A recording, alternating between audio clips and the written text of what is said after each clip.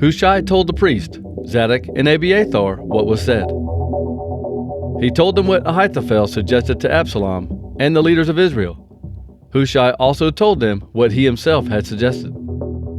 He said, "Send a message to David now. Tell him not to spend the night at the places where people cross into the desert. Tell him to go across the Jordan River at once. If he crosses the river, the king and all his people will not be caught." The priest's sons, Jonathan and Ahimaaz, did not want to be seen going into town, so they waited at En-Rogel. A servant girl went out to them and gave them the message. Then Jonathan and Ahimaaz carried the message to King David. But a boy saw Jonathan and Ahimaaz and ran to tell Absalom. Jonathan and Ahimaaz ran away quickly. They arrived at a man's house in Bahurim. The man had a well in his courtyard. Jonathan and Ahimaaz went down into his well. The man's wife spread a sheet over the mouth of the well and covered it with grain. The well looked like a pile of grain, so no one would know to look there. Absalom's servants came to the woman at the house. They asked, "Where is Ahimaaz and Jonathan?" The woman said to Absalom's servants, "They have already crossed over the brook." Absalom's servants then went to look for Jonathan and Ahimaaz, but they could not find them. So Absalom's servants went back to Jerusalem. After Absalom's servants left, Jonathan and Ahimaaz climbed out of the well and went to King David. They said to David, "Hurry, go across the river. Ahithophel is planning to do something to you." So David and his people crossed over the Jordan River. By sunrise, all of David's people had crossed the Jordan River. No one was left behind. When Ahithophel saw that the Israelites did not do what he suggested, he saddled his donkey and went back to his hometown. He made plans for his family and then hanged himself. They buried him in his father's tomb. David arrived at Mahanaim just as Absalom and the Israelites who were with him crossed the Jordan River. Absalom and the Israelites made their camp in the land of Gilead. Absalom had made Amasa the new captain of the army. He took Joab's place. Amasa was the son of Ithra the Ishmaelite. His mother was Abigail, the daughter of Nahash, the sister of Joab's mother, Zeruiah. When David arrived at Mahanaim, Shobai, Machir, and Barzillai were there. Shobai, son of Nahash, was from the Ammonite town of Rabbah. Machir, son of Amiel, was from Lo-Debar. Barzillai was from Regalim in Gilead. These three men said, "The people are tired, hungry, and thirsty from the desert." So they brought many things to David and those with him. They brought beds, bowls, and other kinds of dishes. They also brought wheat, barley, flour, roasted grain, beans, lentils, dried seeds, honey, butter, sheep, and cheese made from cow's milk. A song of David written during the time he was running from his son Absalom. Lord, I have so many enemies. So many people have turned against me. They say to themselves, God will not rescue him. But you, Lord, protect me. You bring me honor. You give me hope. I will pray to the Lord, and he will answer me from his holy mountain. I can lie down to rest and know that I will wake up, because the Lord covers and protects me. So I will not be afraid of my enemies, even if thousands of them surround me. Lord, get up! My God, come rescue me! If you hit my enemies on the cheek, you will break all their teeth. Lord, the victory is yours. You are so good to your people. A song of David, written when he was in the desert of Judah. God, you are my God. I am searching so hard to find you. Body and soul, I thirst for you in this dry and weary land without water. Yes, I have seen you in your temple. I have seen your strength and glory. Your faithful love is better than life, so my lips praise you. By my life I will praise you. In your name I lift my hands in prayer. When I sit down to satisfy my hunger, my joyful lips hunger to praise you. I remember you while lying on my bed. I think about you in the middle of the night. That is because you are the one who helps me. It makes me happy to be under your protection. I stay close to you, and you hold me with your powerful arm. Those who are trying to kill me will be destroyed. They will go down to their graves. They will be killed with swords. Wild dogs will eat their dead bodies. But the king will be happy with his God, and those who promise to obey him will praise him when he defeats those liars. David counted his men and chose captains over 1,000 and captains over 100 to lead them. He separated the people into 3 groups and set them out. Joab led a third of the men. Joab's brother Abishai, son of Zeruiah, led another third, and Ittai from Gath led the last third. King David said to the people, "I will also go with you." But they said, "No, you must not go with us. If we run away in the battle, Absalom's men will not care. No, even if only half of us are killed, Absalom's men will not care. But you are worth 10,000 of us. It is better for you to stay in the city. Then, if we need help, you can come help us." The king said to them, "I will do what you think is best." Then the king stood by the gate as the army went out in groups of 100 and 1,000. The king gave a command to Joab, Abishai, and Ittai. He said, "Do this for me. Be gentle with young Absalom." Everyone heard the king's orders about Absalom to the captains. David's army went out into the field against Absalom's Israelites. They fought in the forest of Ephraim. David's army defeated the Israelites. It was a great defeat because 20,000 men were killed that day. The battle spread throughout the country, but more men died in the forest than by the sword. It so happened that David's officers found Absalom. Absalom jumped on his mule and tried to escape, but the mule went under the branches of a large oak tree. The branches were thick, and Absalom's head got caught in the tree. His mule ran out from under him, so Absalom was left hanging above the ground. Someone saw this happen and told Joab, "I saw Absalom hanging in an oak tree." Joab said to the man, "Why didn't you kill him and let him fall to the ground? I would have given you a belt and 10 pieces of silver."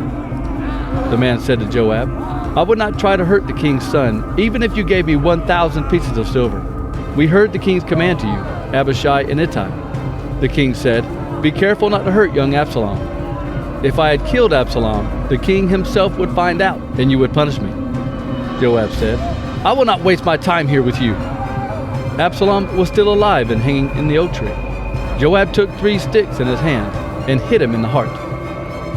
10 of Joab's young helpers gathered around Absalom and killed him. Joab blew the trumpet and called the people to stop chasing the Israelites. Then Joab's men took Absalom's body and threw it into a large hole in the forest and covered it with stones. All the Israelites ran away and went home. While Absalom was alive, he put up a memorial stone in King's Valley. He said, "I have no son to keep my name alive." So he named that monument after himself. It is called Absalom's Monument, even today. Ahimaaz, son of Zadok, said to Joab, "May I run and take the news to King David?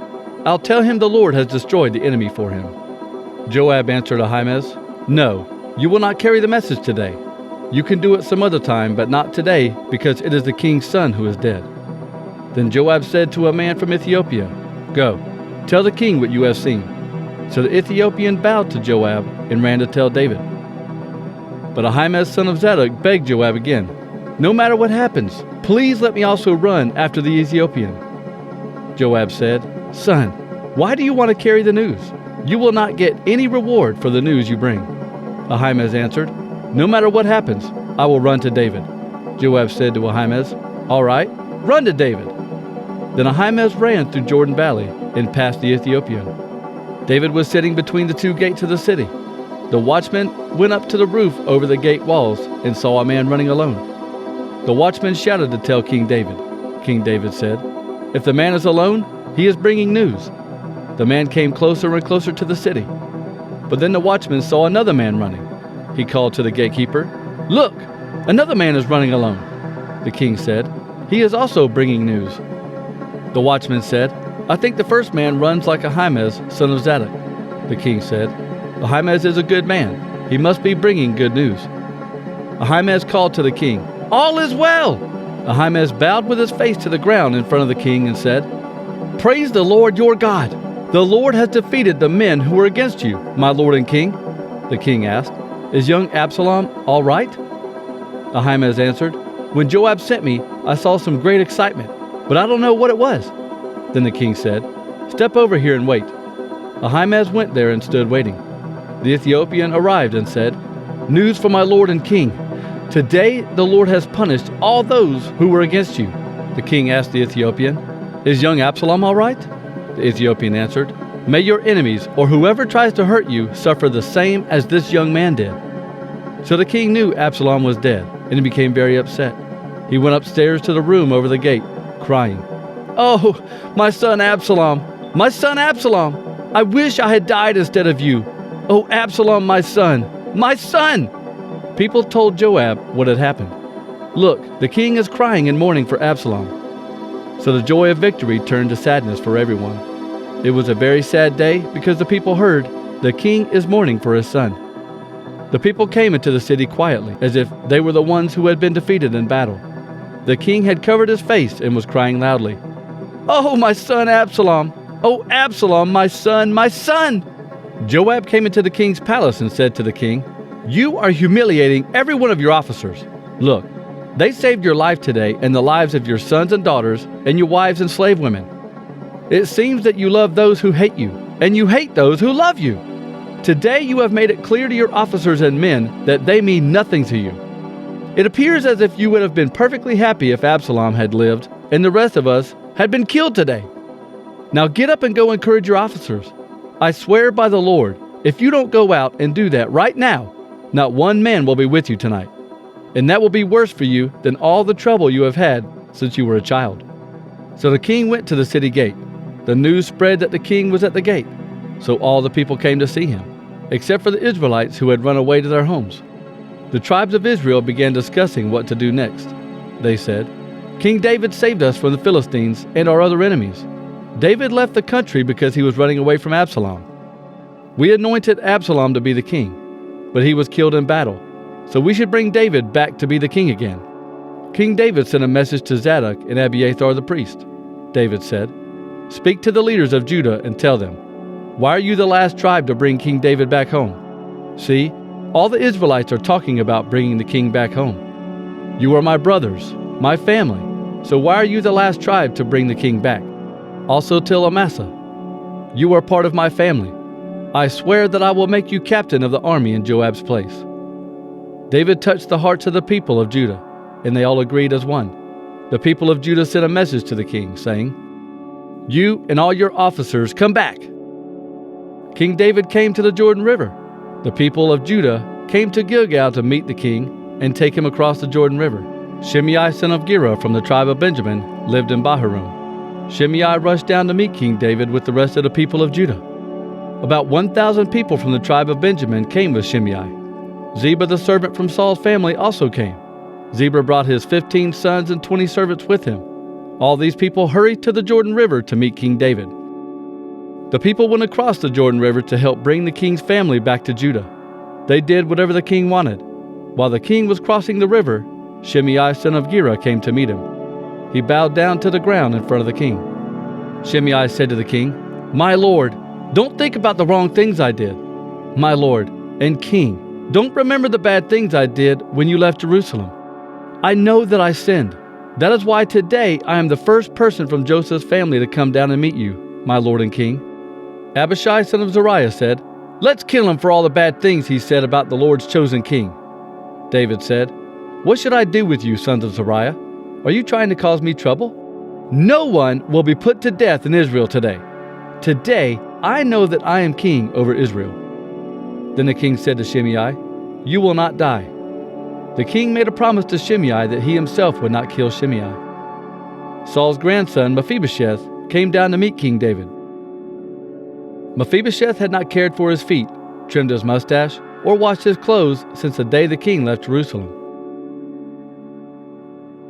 When he met the king at Jerusalem, the king said, "Mephibosheth, why didn't you go with me when I ran away from Jerusalem?" Mephibosheth answered, "My lord and king, my servant tricked me. I am crippled, so I said to my servant Ziba, 'Go saddle a donkey for me so that I can go with the king.' But my servant tricked me and said bad things about me.